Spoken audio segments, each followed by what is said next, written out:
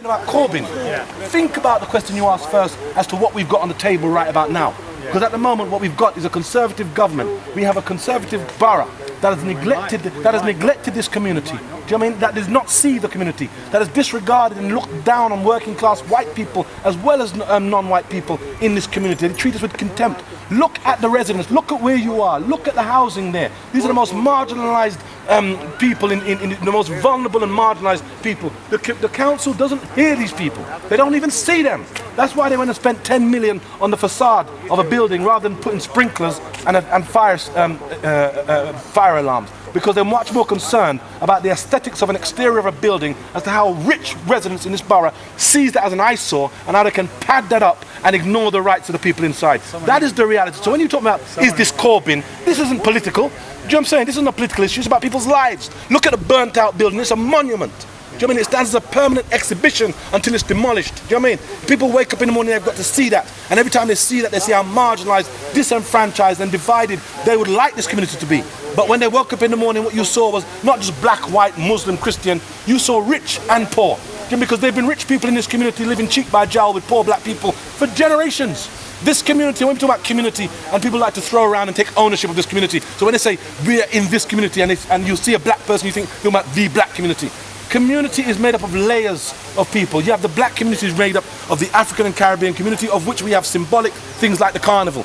You have the white working class community, which is symbolic by the market. You have the Moroccan community. You have the Somalian community. You have the Portuguese and Spanish community, which is symbolized by the delicatessens and the little coffee shops that they have on the Bello. And that, when it comes together, interfaces and becomes what we construct as a community. Even rich white people like David Wainwright, who's been around here for generations. That is the core and the heart of what we call this community. Everyone else who comes in and buys in because they've seen the movie or they think it's a trendy area because the media says, look how wealthy it is. And these people come in and they sit down in the Bugattis and the Ferraris and the Porsches and they make no effort to integrate. This isn't a race thing. This isn't black or white. Do you know what I'm saying? It's a class thing. The borough with Victoria Borwick, that MP, she didn't speak to these people. Victoria Borwick speaks to those people in Chelsea. Emma Dent Coed, the MP, speaks for these people. Do you know what I'm saying? Do you want to just say what you said about the building on camera? What about the building on camera? It's on camera there. What do you mean? What's it on camera? No, you should have had your camera. Well, you see, you guys have the mainstream. The mainstream, no problem. No problem. You can pull out your camera. But what's your response? The mainstream media's dropped the ball. That's why social media. What is your response to what he said? How do you feel about what he just said about this area? Why is it a class thing?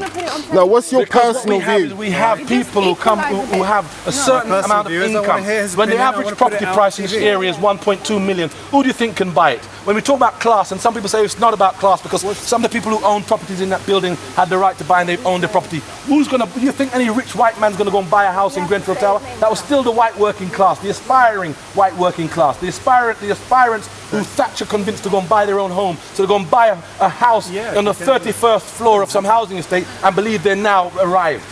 Nonsense, they're just as poor and working class, only that they own the property deeds of their house. Say your name first and spell it, so they've got your name. My name's Ishmael Blagrove, Blagrove. In what ways is this side of the borough treated differently? It's not about sides, because what you have is, you have rich and poor living cheek by jowl. You may have a man living in one social housing there, and a man who owns a million or a 3 million property right next door to him. Do you know what I'm saying? It's not about that. You know, understand it. What we have is, in that same dynamic and scenario that you've just raised, what we have is a situation whereby the council listens to the man who owns his house as opposed to the man who's in social housing. That is where the crisis in this country is coming from, whereby the marginalised, the disenfranchised, the voiceless people are not heard, and the only people you have to have a certain income or be connected to certain people before you're even heard. And what we have is you have poor working class people in this community who needs to be legitimised by some cut glass accent before people take them seriously. Do you know what I'm saying? That's the bullshit and fuckeries that's going down. I ask, what do you I know you just said it, but how do you feel when you look at that building now? What do you mean, how do I feel? How do you feel? Look at when you can look at that building, you can tell me how you feel and times that by 1,000. Do you know what I mean? It's people. It's not just looking at the building and saying how do I feel. It's looking at the building and knowing that I know people who died in that building.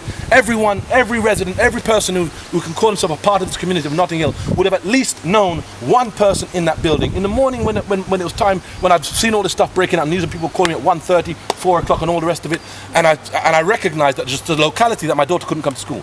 She goes to school in one of my children that I look after goes to school in Avondale. Do you know what I'm saying? See, and as soon as I said to her, listen, you can't go to school, she said, why? I said, because there's been a fire. She looked at me and said, my God, my children, my friends are in the school, my friends are there. So she started getting to hyperventilating and all that. Look at how it affects this community. So when you say to me, what do I feel?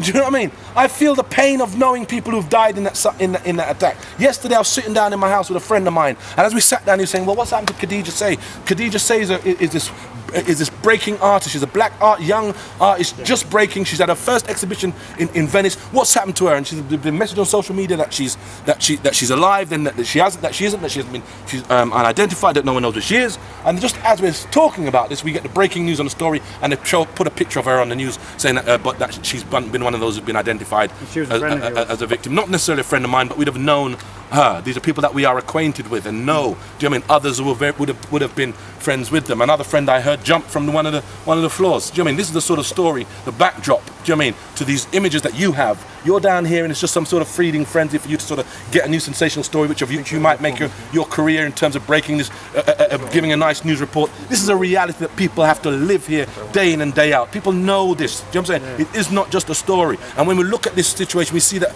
a situation which has been brewing for years.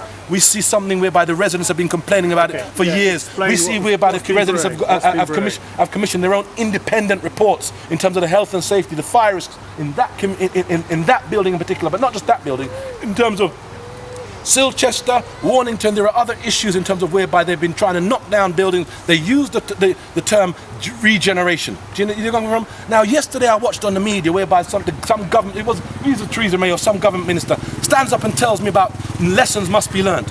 Do not dismiss or think you're going to bury this community in some hollow platitude about lessons will be learned. What lessons are going to be learned? Did you learn anything from Larkin Hill in Camberwell in 2009? You learned fuck all from that. Do you understand me? So don't come and talk about lessons going to be learned. Do not treat this community as some ignorant, low IQ community. Do you know what I'm saying? We're not going to be dismissed with hollow platitudes which you used to bury and give those who are responsible. Do you know what I'm saying? You mitigate the responsibility of those who are responsible for those decisions. This is not a case of negligence. This is a case of corporate manslaughter.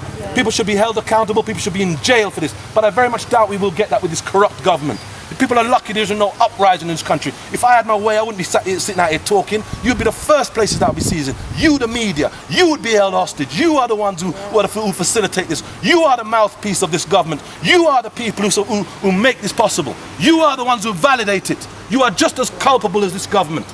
We're all in it together. Since Thatcher and Reagan, you've monopolised and capitalised this country. And, you know what I mean? It's not about money.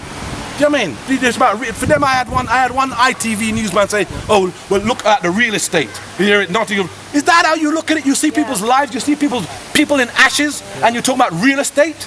You're lucky you never get lynched. What do you want to happen? What do you want to happen now? What do you think? What do I want to happen? I want it to be a revolution in this country. I say fuck the media, fuck the mainstream. You don't deserve to be there. Do you know what I'm saying? I mean, we should be campaigning not to government, but to the BBC, who acts as mouthpieces for this corrupt government. Do you know what I mean? People need a revolution in this country, nothing short of that. And if this was any other country, there'd have been a revolution. We've seen how the mainstream media have responded and reacted. For 2 years you've hounded, demonised Jeremy Corbyn. And you said he was unelectable. He can't be, there's no possibility of this man being elected. And you created that narrative that people actually believed your bullshit for a while. But what this election has done is shown that people are immune. They were in bulletproof vests to you and the other billionaire sort of media owners and Rupert Murdoch and all those other motherfuckers. They're immune to that shit there. And that is the vote of confidence, not in terms of Jeremy Corbyn, but it dismisses May. But it also stands up to you as the mainstream media. I say you personally, but I'm identifying you as the mainstream media. Do you understand what I'm saying to you? I'm saying identify as the mainstream media. You are motherfuckers. You are a bunch of motherfuckers. I like you anyway. I like you too. I like you too. I like you fried, boiled, any which way I can fucking have you motherfuckers. Jeremy Corbyn is around the corner. I know, I'm just with him. Yeah, okay. I think you should interview you. Well, I'm not here to express opinions. Are you Nice one, take it easy. do you have friends in the building as well? I'm a local community. Are you a local person? Yeah. I have friends in the building. They are my community.